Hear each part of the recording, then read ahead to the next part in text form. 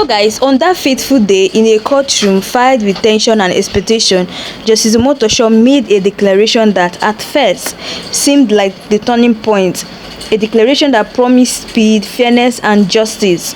But what followed would leave many Biafrans disappointed and questioning whether justice is even possible in Nigeria today. We are a people who pay strict attention to detail and we keep records. Many outsiders don't know this, but Ndi Igbo are an exceptional intelligent people. So I went back, I studied Nnamdi Kanu's court trial from the very first day Justice Omotosho took over. I reviewed every statement, every procedure and every date, and what I discovered will shock you. But first, let's go back to the 22nd of May 2025. That was the day of Omotosho declaration. Justice Omotosho looked directly at the prosecution and declared. So he declared, I will give you 6 days. Within those 6 days, you must gather your witnesses. If you fail to deliver, I will close your case and move straight to the defense. His tone was firm. His words were deliberate. That was not a suggestion, it was a judicial order. Now, I have placed this case on accelerated hearing and I have my reasons. I want this case closed as soon as possible.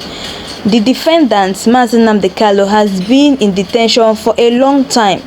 Soon, the court will vacate and the defendants will still be in detention. I will give 6 days for you to call all your witnesses, whether they are 500 or 1,000 or even 1 million. The courtroom fell silent. It was a rare moment when a judge openly acknowledged the plight of the defendants and the urgency for justice. He didn't stop there. He added, work with this time frame, and as you are enjoying yourself, remember that Mazi Nnamdi Kanu is still in detention, away from his family. Now, I want to end this case as soon as possible. I granted accelerated hearing, and yet it's been 3 months already. This is not accelerated hearing. Then came the moment everyone remembers. Justice Omotosho gave this exact 6 days the court would sit to conclude the prosecution case. And I'll be calling out these dates that Omotosho gave, that he was going to use and end the Mazi Nnamdi Kanu's case. But unfortunately, it didn't work. So I'll be calling out the dates.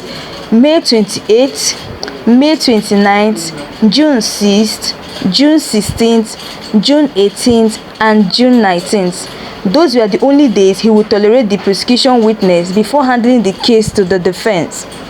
That day, Justice Omotosho stood as an embodiment of integrity, an embodiment of empathy, qualities that are the hallmark of any true judge around the world. Who left that courtroom, hopefully, maybe just maybe, Nigeria would shock the world by showing that they are still judges worthy of the title. But unfortunately, something happened along the line. That powerful declaration, which carried so much promise, was never honored. None of those 6 court dates were followed to the letter. The promise to accelerate justice for Nnamdi Kanu collapsed before our own very eyes. And here is the irony. The federal government lawyers actually complied with Omotosho's instruction. They brought their witness, speed up their process, and closed their case by June 19th, exactly as ordered. The stage was set for the defense. Justice Omotosho had the perfect opportunity to fulfill his word, but months later, the case is still not concluded. What went wrong? Was it political interference? Was it judicial delay? Or was this just another case where justice in Nigeria is more of a performance than a promise? Because for Biafrans, the question remains, if even a judge who says empathy cannot see a case through justice, then who can? The legal climate before May 22nd, 2025. How can his trial have dragged on for years with repeated adjournments despite constitutional guarantees for a speedy trial?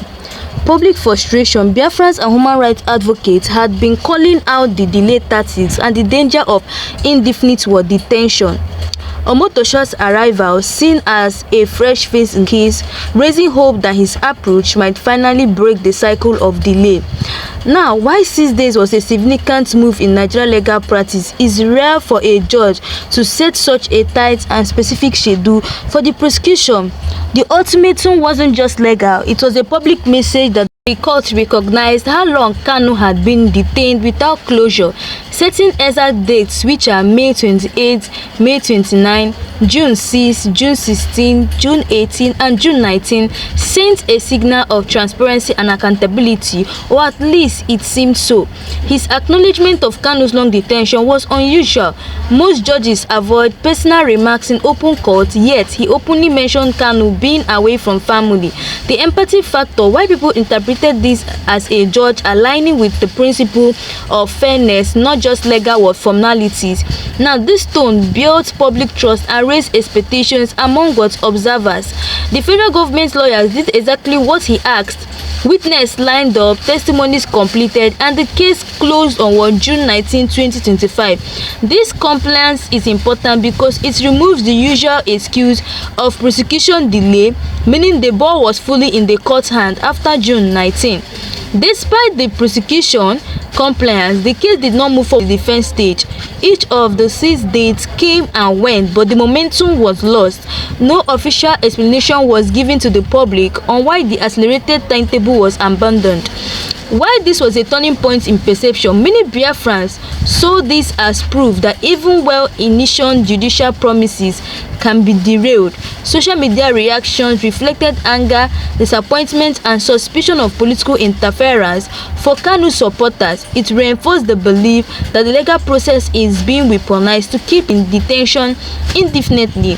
Now, possible reasons for the breakdown for the analyst segment is because political pressure. Was the judiciary pressured by powerful figures not to conclude the case? Security agencies influence. The DSS has been accused in past trials of stalling procedures for security reasons. Internal court politics. Possible disagreements on hidden judicial strategies to delay. Deliberate time wasting to push the case past certain political deadlines or events. Broader implications for Nigerian justice system. If even a judge who appeared empathetic couldn't deliver justice under his own timetable, what does that say about judicial independence? How this case mirrors other politically sensitive trials in Nigeria where timeline collapsed mysteriously. The damage to public trust in the court, especially among marginalized groups. Public and international reaction. Quotes from prominent human rights lawyers calling out the failure to follow through.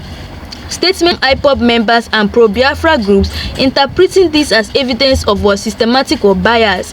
The lack of strong response from the Nigerian Bar Association, that's NBA, despite the obvious procedural breakdown. Now, the 6-day promise began as a light at the end of the tunnel for Nnamdi Kanu supporters. Today, that light feels dimmer, replaced by more uncertainty.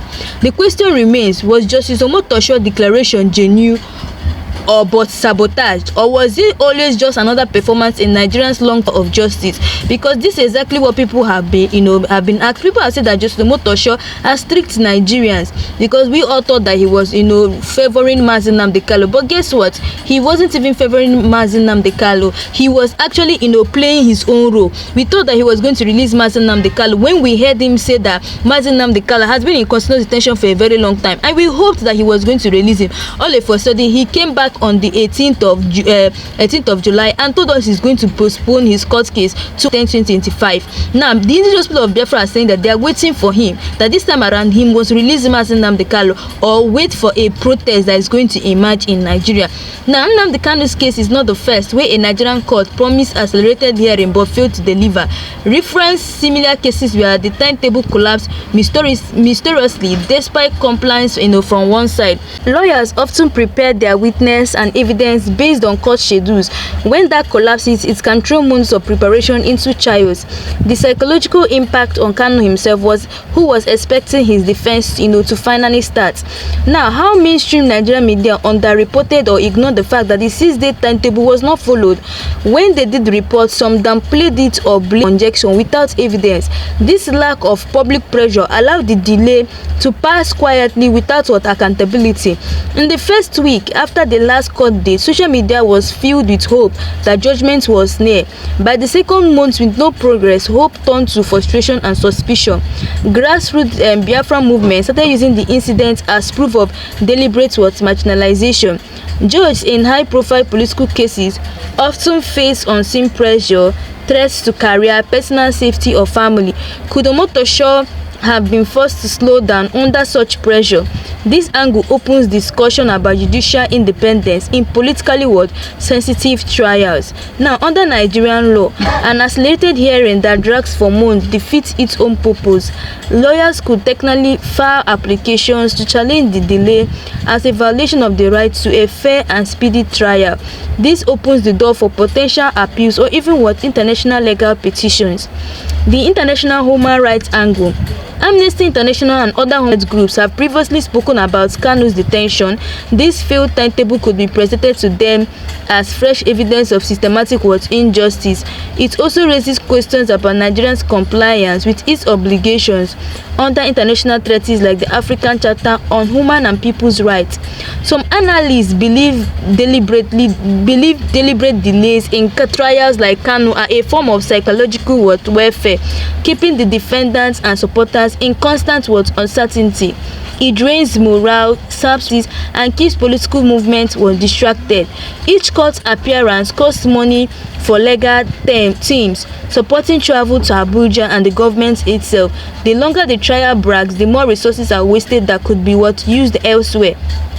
Now, for supporters, these dates now represent not just the close of the prosecution case, but the moment when hope was freezing in place. So, the symbolism of June 19, 2025 now is now a date that represents not just the close of the prosecution case, but the moment when everybody's hope was frozen in place, whereby people were expecting that Mazi Nnamdi Kanu is going to be released, but he was not released. It became a symbolic reminder that promises in Nigerian politics and justice are not guaranteed. So, guys, that's all we have for today. Let me know your thoughts below. What do you really think about this? And also, please don't forget that if you're new to this channel, please don't forget to click the subscribe button, like and share, and turn on the notification button to be getting all the latest news in this channel. So guys, thanks for watching, and see you guys again in my